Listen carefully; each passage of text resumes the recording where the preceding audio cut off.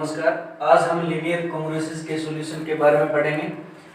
हमारे पास इस टाइप की कोई भी एक्सप्रेशन है ax congruent to b mod m provided that a is not congruent to 0 mod m। ये जो एक्सप्रेशन है हमारे पास this is known as linear congruences and any integer x0 which satisfy this expression is known as solution of this linear congruences। इसका solution कहलाता है। इसका solution exist कब करता है? When greatest common divisor of a m divides b। जब a और m का ग्रेटेस्ट कॉमन डिवीजर अगर b को डिवाइड करता है तो उसका सॉल्यूशन एग्जिस्ट करता है। मान लीजिए greatest common divisor a m ये 1 आ रहा है और 1 तो b को डिवाइड करेगा, प्रत्येक इंटीजर को डिवाइड करता है। अगर greatest common divisor of a and m is 1 and 1 divides b, इस एक्सप्रेशन का लीनियर कॉन्ग्रुएंसेस का यूनिक सॉल्यूशन होगा। हमने पीछे एक थ्योरम भी की थी, यूनिक सॉल्यूशन एग्जिस्ट करता है। वो यूनिक सॉल्यूशन हम कैसे निकालेंगे वो हम चेक करते हैं। इसको हम तीन पार्ट्स में डिवाइड करेंगे। पहला पार्ट हमारे पास when a and m are not very large, जब ये बड़ा ज्यादा बड़ा नहीं है a और m की वैल्यू, तो हम कैसे करेंगे? पहले हम m के मल्टीपल लिखेंगे, m के मल्टीपल सोचेंगे m 2m 3m 4m, इस तरीके से मल्टीपल सोचेंगे। हम इनमें वो मल्टीपल चूज करेंगे कि उसमें b ऐड करने से वो a से डिवाइड हो जाए। m में b ऐड करके देखेंगे, 2m में b ऐड करके देखेंगे, 3m में b ऐड करके देखेंगे, ऐसे हम b ऐड करके देखेंगे और चेक करेंगे कि वो ऐड करने के बाद a से डिवाइड होता है या नहीं। मान लो कोई भी पहला नंबर ये है जैसे 4m, इसमें b ऐड करने से वो a से डिवाइड हो जाता है। मान लीजिए पहला नंबर 4m ही है, तो हमें क्या लिखना है?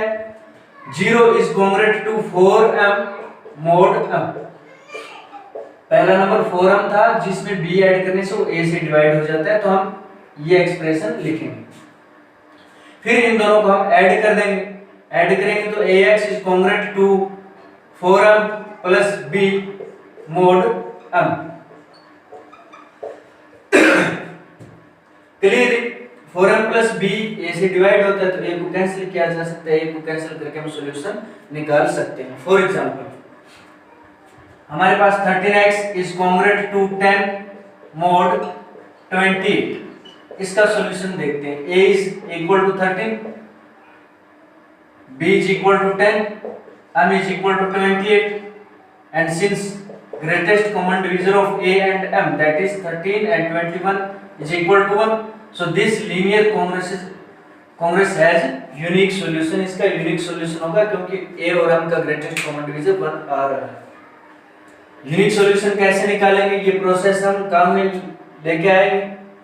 m की वैल्यू 28 है तो 28 के मल्टीपल सोचेंगे और मल्टीपल सोचेंगे उसमें हम b ऐड करेंगे, फिर 13 से डिवाइड करके देखेंगे।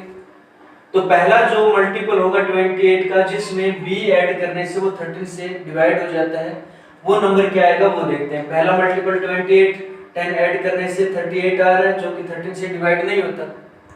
इसी तरीके से हम ऐड करके देखेंगे 28, 56, 84, 112, 140, 168, 296, 224, ऐसे इसमें 10 ऐड करेंगे तो यहाँ तक जब हम 10 ऐड करेंगे वो a यानी 13 से डिवाइड नहीं होगा।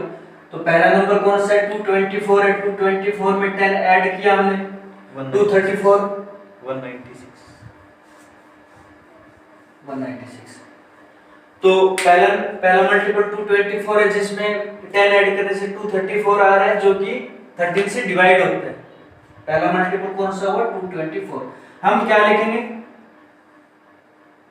0 is congruent to 224 mod 28। पहला मल्टीपल यहाँ पर लिखना है, फिर इनको ऐड करना है। 13x is congruent to 234 mod 28, that is x is congruent to 13 cancel कर दो, तो यहां पर कितना आएगा अपने पास 18 mod 28, तो x is equal to solution हमारे पास होगा इसका 18, unique solution x is equal to 18। Next, greatest common divisor of a and m is equal to 1, unique solution exist करता है। हमने पहले पार्ट में पढ़ा भी, जब a और m दोनों ही ज्यादा बड़े नहीं है तो सॉल्यूशन हम कैसे निकालेंगे। अब हम चेक देखेंगे सॉल्यूशन निकालने का तरीका क्या होगा। व्हेन a इज लार्ज, जब a लार्ज है तो हम क्या करेंगे, बाय a और m का ग्रेटेस्ट कॉमन डिवीजर 1 है, बाय डिवीजन एल्गोरिथम हम क्या लिख सकते हैं, a is equal to k into m plus r, where r is greater than or equal to 0 less than m, ऐसा हम लिख सकते हैं बाय डिवीजन एल्गोरिथम। a को हमें m से डिवाइड करना है। हमारे पास एक थ्योरम भी है कि कोई भी इंटीजर अपने रिमाइंडर के साथ कॉन्ग्रुएंट होता है, यानी रिमाइंडर यहाँ पर आ रहा है, हम क्या आ रहा है, हम क्या लिख सकते हैं, a is congruent to r mod m, क्योंकि यहां से आप चेक भी कर सकते हो, यहां से a minus R is equal to K M, so a minus R is divided by m, so a is congruent to r mod m। x से मल्टीप्लाई कर दें इस कॉन्ग्रुएंट को, तो a x is congruent to r x mod m, ऐसा हम लिख सकते हैं। नाउ हम क्या कर सकते हैं, हमारे पास ये लीनियर कॉन्ग्रुएंसेस है और ये लीनियर कॉन्ग्रुएंसेस है।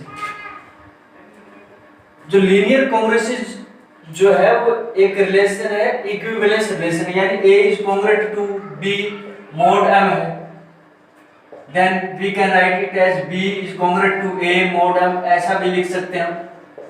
रिफ्लेक्सिव प्रॉपर्टी होल्ड होती है, तो यहां पर हम क्या लिख सकते हैं, rx is congruent to ax mod m, ऐसा भी लिखा जा सकता है। rx is congruent to ax mod m and ax is congruent to b mod m, तो क्या लिख सकते हैं, by transitive property rx is congruent to b mod m, rx is congruent to b mod m। अब हम उसी तरीके से जो पहले पार्ट में हमने किया उसी तरीके से इसका सॉल्यूशन हम निकालेंगे, m के मल्टीपल देखेंगे। जैसे फॉर एग्जांपल अब कैसे सॉल्यूशन इसका निकलेगा, 259 x is congruent to 5 mod 11, comparing with standard equation a is equal to 259, b is equal to 5 and m is equal to 11, clearly a m is equal to 1, so this linear congruences has unique solution, इसका unique solution होगा। since a is very large, a को हम m से divide करेंगे, reminder आएगा अपने पास, अगर a को हम m से डिवाइड करते हैं तो रिमाइंडर 6, रिमाइंडर क्या आएगा 6, तो हम क्या लिख सकते हैं कंपेयरिंग दिस, हम ऐसा लिख सकते हैं 259 इज कॉन्ग्रुएंट टू 6 mod 11, तो 259 x is congruent to 6x mod 11, तो इनका यूज करके rx है तो ये ax is congruent to rx है तो rx is congruent to, last में हम यही लिख सकते हैं, यानी 6x is congruent to b हमारे पास 5 mod 11। अब जो पहले मेथड में हमने किया उसी तरीके से इसको सॉल्व करना है। वो मेथड क्या हो सकता है कि 11 के मल्टीपल देखेंगे हम, 11 के मल्टीपल 11 22 33 ऐसे उसमें 5 ऐड करेंगे और वो 6 से डिवाइड होना चाहिए, ऐसा पहला मल्टीपल हम देखेंगे। पहला मल्टीपल इसका होगा 55, जिसमें 5 ऐड करने से वो 6 से डिवाइड होता है, 55 और 5 60 66 से डिवाइड होगा, तो 0 इज कॉन्ग्रुएंट टू पहला मल्टीपल कौन सा है 55, जिसमें 5 ऐड करने से वो 6 से डिवाइड होता है, mod 11। दोनों का ऐड करेंगे 6x is congruent to 60 mod 11, that is x is congruent to 10 mod 11. So solution x is equal to 10. ये इसका सॉल्यूशन आ जाएगा। नेक्स्ट मेथड है हमारे पास when m is large, जब m बड़ा हो। हम इसी में केस डिस्कस करें जब यूनिक सॉल्यूशन होता है लीनियर कॉम्बिनेशन का, that is greatest common divisor of a and m is equal to 1। जब m लार्ज है तो उसका सॉल्यूशन हम कैसे निकालेंगे? Since greatest common divisor of a and m is 1, then greatest common divisor 1 can be written as t1 a plus t2 m। ये divisibility वाला जो अपना चैप्टर था उसमें हमने प्रूव किया भी था कि ग्रेटेस्ट कॉमन डिवीजर को इस तरीके से हम लिख सकते हैं, दो इंटीजर एग्जिस्ट करते हैं t1 and t2 so that 1 is equal to t1 a plus t2 m। Greatest common divisor को ऐसा लिखा जा सकता है, हम b से मल्टीप्लाई कर देंगे, तो b से मल्टीप्लाई करेंगे तो b is congruent to t1 ab plus t2 mb। ये b की वैल्यू इसमें रखेंगे, ax is congruent to t1 ab plus t2 mb mod m। ये इक्वेशन आ जाएगी अपने पास। नाउ also इसको इक्वेशन 1 मान लेते हैं। also minus t0 is congruent to minus t2 mb mod m। Check कर सकते हो आप, 0 माइनस ये करेंगे, ये मतलब m का ही मल्टीपल है, m से डिवाइड होगा, 0 minus minus t2 mb, m का मल्टीपल ही है तो 0 is congruent to this. Add कर देंगे तो ax is congruent to t1 ab mod m। ये कैंसिल हो जाएगा, इसमें a कैंसिल कर दो, x is congruent to t1 ab mod m।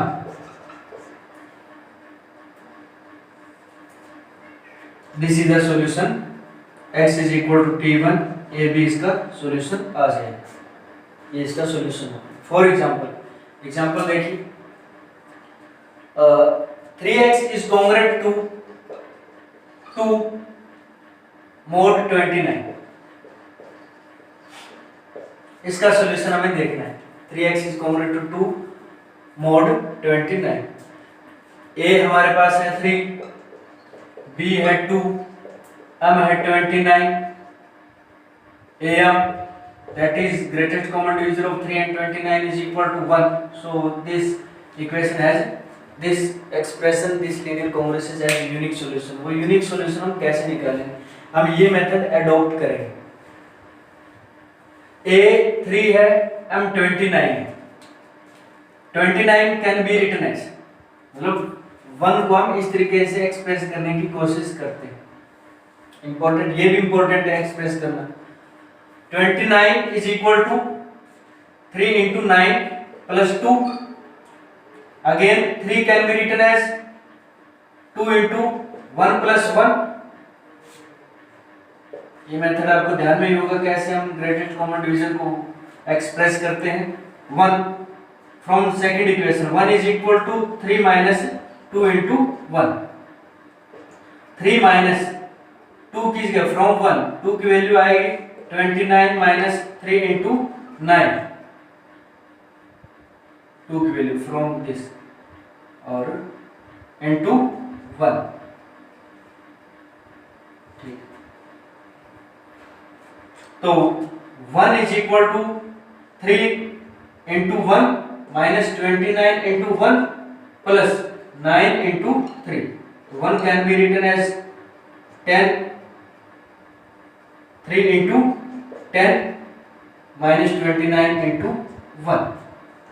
तो ऐसे एक्सप्रेस कर लेना, पहले ऐसे हम एक्सप्रेस कर लेंगे 1 को, फिर ये वाला मेथड अडॉप्ट करेंगे भी। तो इसमें हम क्या करेंगे, फिर b से मल्टीप्लाई करेंगे इसको। b हमारे पास 2 है तो 2 is congruent to 3 into 20। Minus 29 into 2, इसको 2 से हमने मल्टीप्लाई करना है, तो ये आ गया अपने पास 2 से मल्टीप्लाई करने पे। अब ये जो 2 की वैल्यू है हमारे पास इसमें पुट करना है। 3x is congruent to 3 into 20 minus 29 into 2 mod 29, ये इक्वेशन होगी 1। सेकंड इक्वेशन कैसे लिखनी है हमें, ये सेकंड इक्वेशन है 0 इज कॉन्ग्रुएंट टू,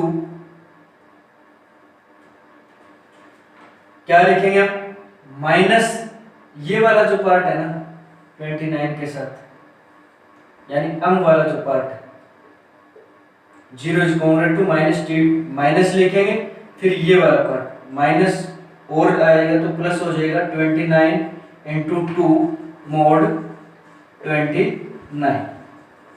सिंपल सी बात है, कंपेयर करके आप लिख सकते हो। तो अब ऐड करने से 3x इज कॉन्ग्रुएंट टू, ये वाला पार्ट कैंसिल होगा, 3 इंटू 20 मोड 29, x 3 कैंसिल कर दो, x is congruent to 20 mod 29, तो x is equal to 20 is the unique solution, x is equal to 20 इसका unique solution है। when अब हम इसमें पढ़ेंगे कि ax is congruent to b mod m, ये हमारे पास लीनियर कॉन्ग्रुएंसेस है।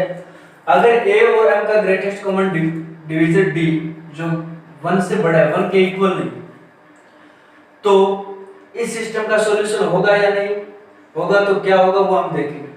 When greatest common divisor of am is equal to d, solution तभी एग्जिस्ट करेगा जब d b को डिवाइड करता हो। पहली कंडीशन तो ये होनी चाहिए, d b को डिवाइड करना चाहिए। जब d b को डिवाइड करता है तो इसको सॉल्यूशन एग्जिस्ट करते हैं, then number of solutions are d, इसके d ही सॉल्यूशन होंगे जो कि इनकॉन्ग्रुएंट होंगे। सॉल्यूशन तो बहुत सारे हो सकते हैं, हमने थ्योरम में भी प्रूव किया था, लेकिन जो इनकॉन्ग्रुएंट सॉल्यूशन होते हैं एक दूसरे के साथ, वो d ही सॉल्यूशन होंगे। तो वो सॉल्यूशन हम कैसे फाइंड आउट करेंगे, इस चैप्टर में, इस लेक्चर में हम ये देखेंगे। पहला पार्ट हम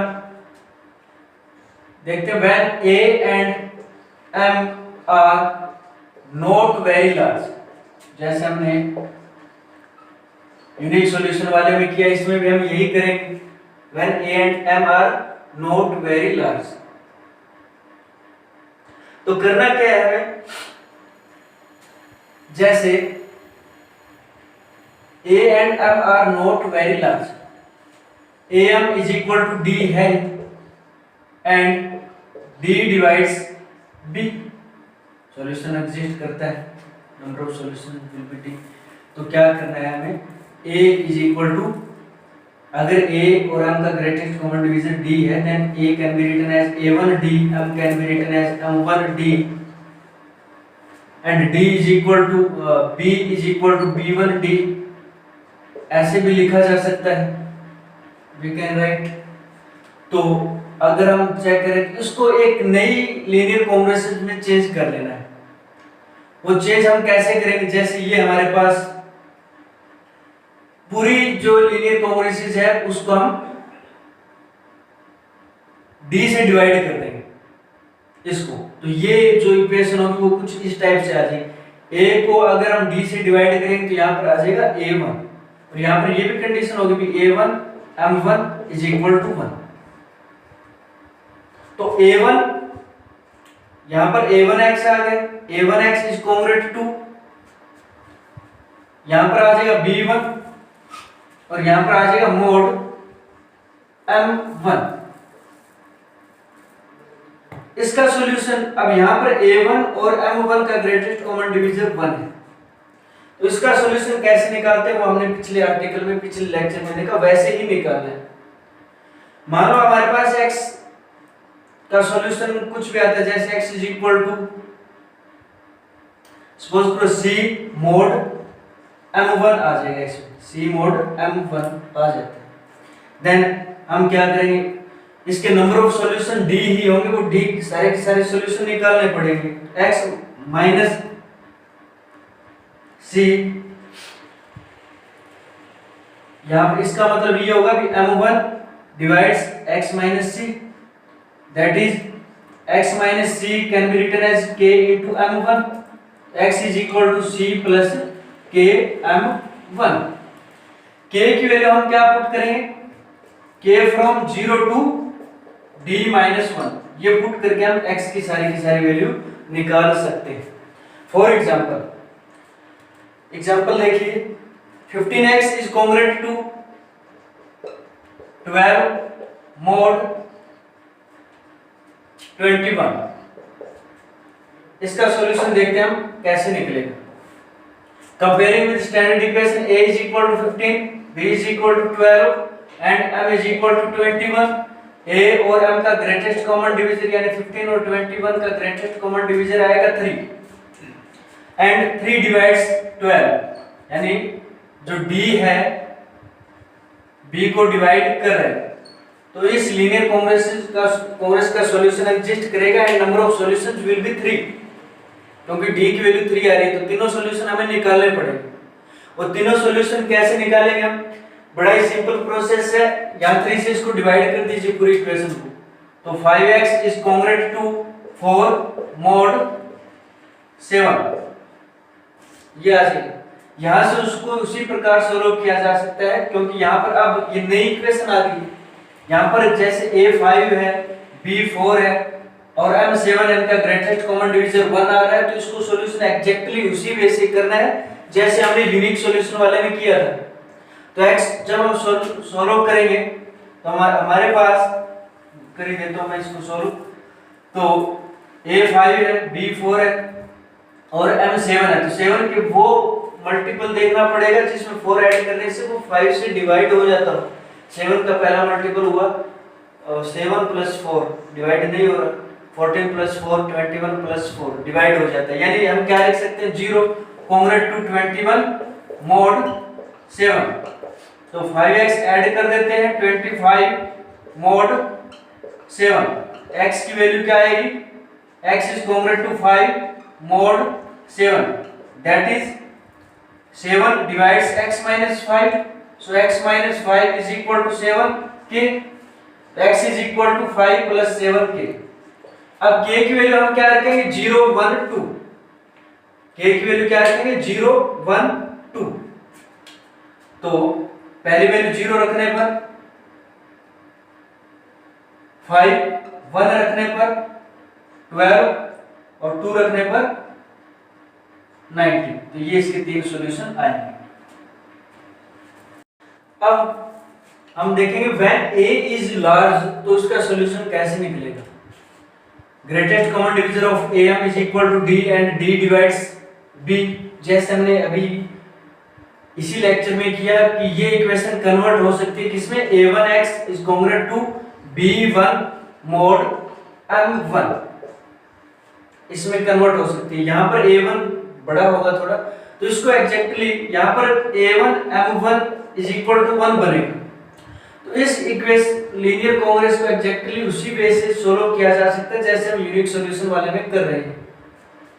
तो यहां से जैसे x is congruent to c mod m1 आ जाएगा, x is equal to c plus k m1 आ जाएगा, k की जगह हम क्या रखेंगे 0 1 2 अप टू d माइनस 1 रख के हम इसका सॉल्यूशन निकाल सकते हैं। अब एग्जांपल हम कर सकते हैं इससे रिलेटेड एग्जांपल, पहले कोई भी एग्जांपल चेक कीजिए भी ग्रेटेस्ट कॉमन डिवीजर d आ रहा है वो db को डिवाइड करते हैं, फिर उसको इसमें कन्वर्ट कीजिए, फिर ऐसी इक्वेशन आ जाए तो उसको एग्जैक्टली उसी तरीके से सोल्व किया जा सकता है। नाउ व्हेन, थर्ड पार्ट इसका, व्हेन m इज लार्ज, जब m बड़ा तब भी ये इक्वेशन इस टाइप की इक्वेशन में तो कन्वर्ट हो ही जाएगी। a1x congruent to b1 mod m1 इसमें कन्वर्ट हो जाएगी। हमें क्या करना है, जब इस में कन्वर्ट हो जाती है। हम चेक करेंगे, यहाँ पर चेक क्या करेंगे, ये क्लियरली यही होगा कि a1 m1 is equal to 1 बनेगा, यानी यूनिक सॉल्यूशन वाले तरीके से इसको भी सोल्व किया जा सकता है। यहाँ m1 थोड़ा बड़ा होगा क्योंकि m बड़ा है, तो उसको उस तरीके से सोल्व करके x की वैल्यू कुछ इस टाइप में आएगी c प्लस k m1। तो यहाँ पर भी हम k की वैल्यू पुट कर लेंगे, यहाँ पर 0 से लेकर के d-1 तक, तो इसके d डिफरेंट इनकॉन्ग्रुएंट सॉल्यूशन आएंगे।